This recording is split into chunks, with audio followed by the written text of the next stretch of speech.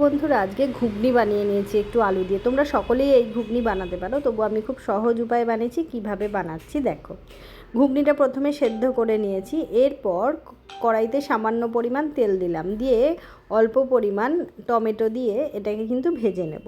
আর কাঁচা লঙ্কা দিয়েছি, কারণ ঝালের জন্য তো কাঁচা লঙ্কা দিতেই হবে। তোমরা যতটা ঝাল খাবে ততটা কাঁচা লঙ্কা দিও। পরিমাণ মতো নুন দিয়ে দিলাম, দিয়ে আমি ভালোভাবে টমেটোটাকে আরেকটু ভেজে নিচ্ছি। একদমই অল্প তেল দেখছো, যারা ডায়েট করো তারাও এটা খেতে পারো। এবার আমি আবারও আরেকটু নুন দিয়ে দিলাম। এই ঘুগনিটা তোমরা কিন্তু রুটি দিয়ে খেতেই পারবে। এবার আমি অল্প হলুদ দিয়ে জল দিয়ে দিলাম, এতে কিন্তু কালারটা ভীষণ সুন্দর আসবে। এই সময় তোমরা এই হলুদ দেওয়ার আগে কিন্তু আর নাড়বে না, হলুদ দিয়ে জলটা দিয়ে দেবে। দিয়ে আমি দিয়ে দিলাম একটু জিরে গুঁড়ো।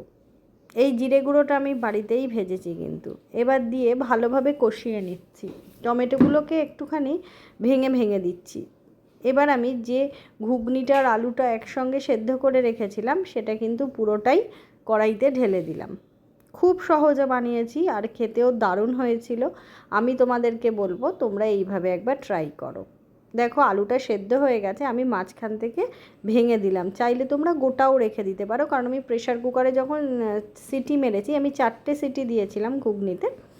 তোমরা কিন্তু 4টের বেশি দিও না, তাহলে গলে যাবে। দেখো আলুগুলো মাঝখান থেকে ভেঙে দিলাম, বড় আলু না দিয়ে আমি ভেঙে দিলাম।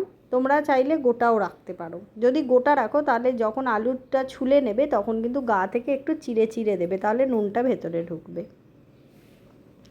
খুব সহজেই বানিয়ে ফেললাম আজকে নিরামিষ ঘুগনি। এটা কিন্তু যে কোনো উপোস করলে তোমরা কিন্তু লুচি পরোটার সাথেও খেতে পারো, খেতে কিন্তু খুব ভালো লাগে। তাই দেরি না করে আজ রাতেই তোমরা বাড়িতে ডিনারে বানিয়ে ফেলতে পারো এরকম চটজলদি নিরামিষ ঘুগনি। আমি তোমাদেরকে বলবো এই ঘুগনি একবার তোমরা ট্রাই করো। আমি কালারের জন্য একটুখানি কাশ্মীরি লঙ্কার গুঁড়ো দিয়েছি, তোমরা যদি মনে করো দেবে না তাহলেও ঠিক আছে।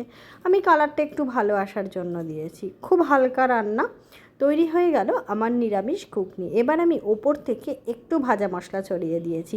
কি কি ভাজা মশলা দিয়েছি যদি জানতে হয় তাহলে কিন্তু তোমাদেরকে অবশ্যই কমেন্ট করতে হবে। আর এই ভাজা মশলা দিলেই কিন্তু এই ঘুগনির স্বাদ দ্বিগুণ হয়ে যায়। তাহলে আজ এই পর্যন্তই।